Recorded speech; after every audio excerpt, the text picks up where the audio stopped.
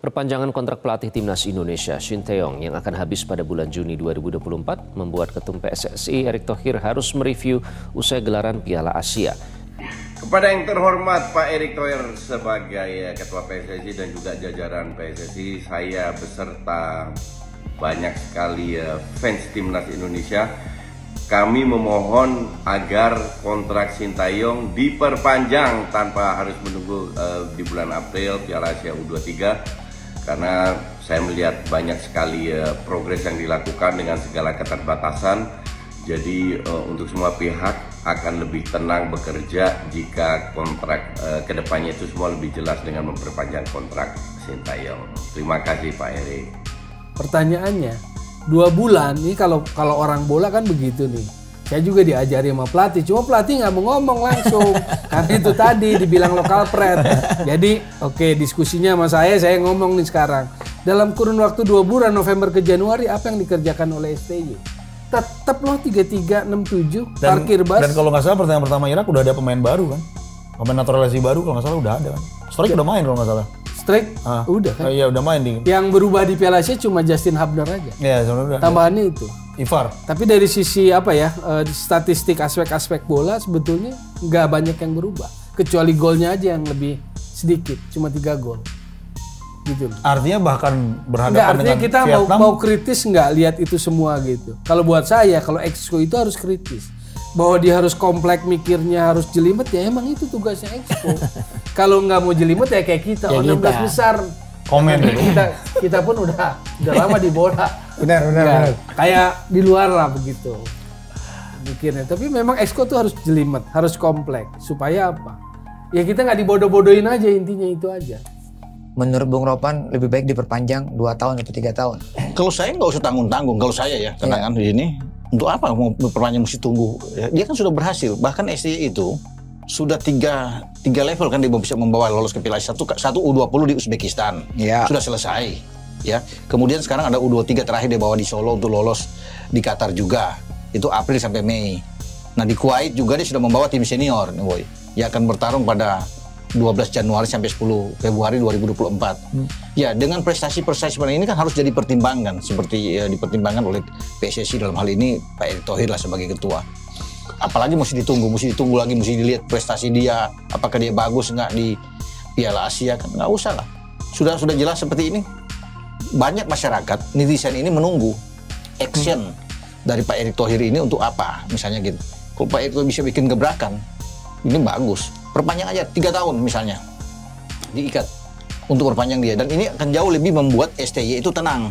Seorang pelatih kan kalau sampai saat ini ya wajar kalau dia agak galau, ya kan, posisi dia bahwa bahaya, ya agak terancam misalnya dia merasa ini. Bukan tidak mungkin kan, ketika dia gagal di Qatar dalam 2 event di senior atau di junior, kan bisa aja menjadi alasan bagi kita untuk bisa memecat dia atau menghentikan lah, dalam tanda tidak memperpanjang lah, kan bisa aja terjadi. Banyak rumor nih, calon striker bagi timnas Indonesia yang merupakan pemain diaspora Indonesia, tapi ya kita harus menunggu juga kepastiannya. Dan juga Shin Tae-yong juga harus melihat atau mengamati pemain ini dari dekat. Jadi ya saya pikir gak ada salahnya juga dia keluar negeri. Seandainya ada stok striker di liga domestik kita, gak perlu juga keluar negeri, ya gak? Langsung aja ambil dari sini kan. Tapi kan sudah beberapa pemain dicoba. Ada Dimas Derajat, ada Deddy Sulistiawan. Ya kan, tapi sekarang kita melihat mereka sulit mencetak gol. Ramadan Sananta memang beberapa kali mencetak gol bagi timnas Indonesia U23 juga. Tapi kan banyak juga dia miss chances. Kecuali nanti lawannya adalah tim-tim lemah di kawasan ASEAN. Tapi kan yang kita inginkan ketika lawan tim-tim kuat di level ASEAN dan juga kemudian nanti di level Asia. Jadi seminim peluang itu harus dimanfaatkan untuk mencetak gol. Dan memang ada nilai plus juga bahwa banyak pemain dari second line dari Indonesia yang bisa mencetak gol, tapi intinya harus punya striker yang produktif, harus punya killer striker. Nah kita sejauh ini belum punya.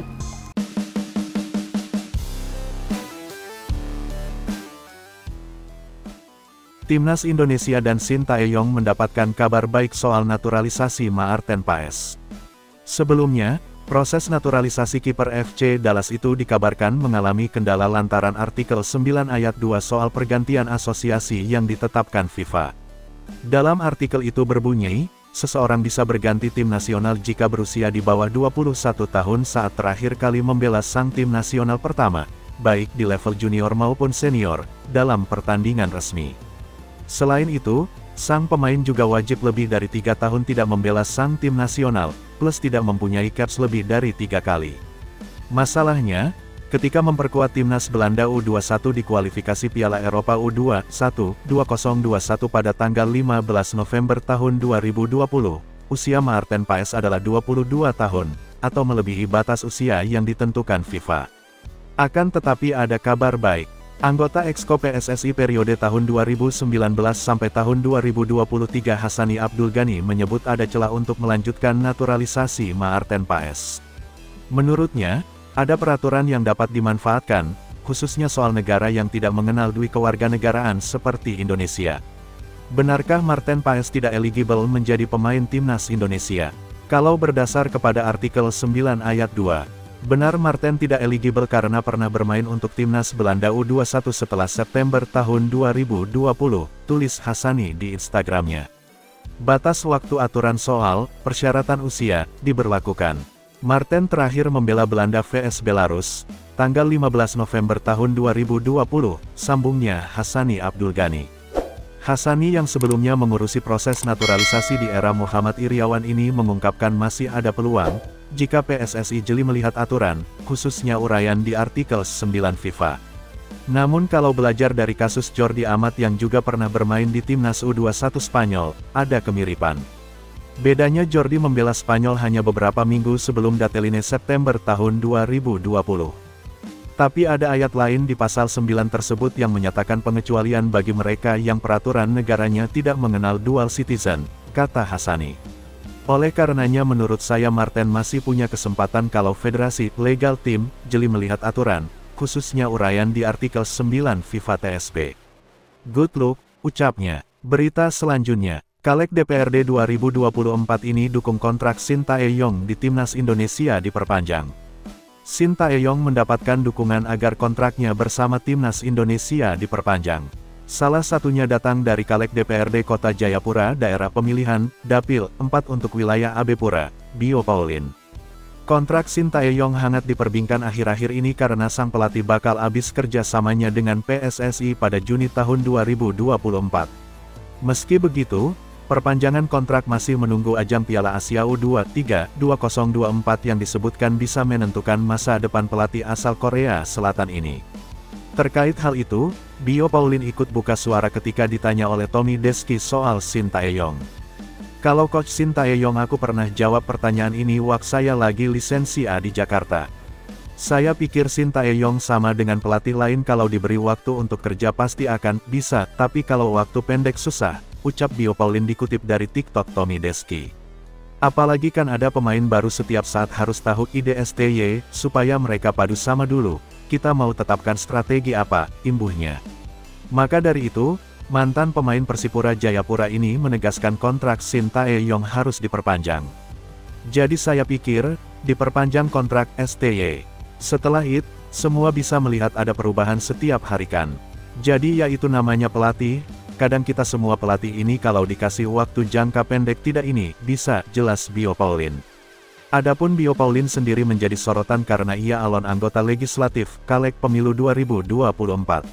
Pria yang kini berusia 39 tahun tersebut maju sebagai caleg untuk pemilihan anggota DPRD Kota Jayapura, Daerah Pemilihan, Dapil 4 untuk wilayah Abepura. Majunya Bio Paulin sebagai caleg pun menjadi perbincangan hangat bukan karena dirinya berstatus mantan pesepak bola saja, melainkan juga sebagai pemain naturalisasi. Jelang bentrokan di kualifikasi Piala Dunia 2026, pengakuan jujur dilontarkan salah satu media Vietnam untuk timnas Indonesia saat ini. Media Vietnam mengakui mental baja yang kini dimiliki para pemain timnas Indonesia semenjak berada di tangan Shin Tae-yong.